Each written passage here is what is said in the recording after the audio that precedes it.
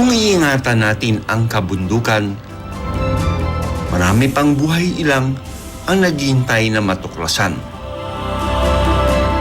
Ako si Doc Nilson Donato, Born to be Wild.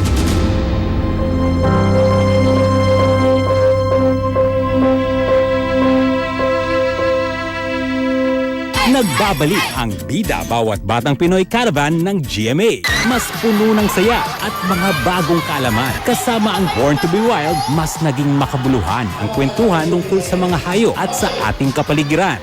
Mula sa animal artworks at trivia challenges. Marami pa matatutunan, future marine Pang-complete na. Sa Bida Bawat Batang Pinoy Caravan, hindi lang kaalaman ang naiuuwi ng mga bata.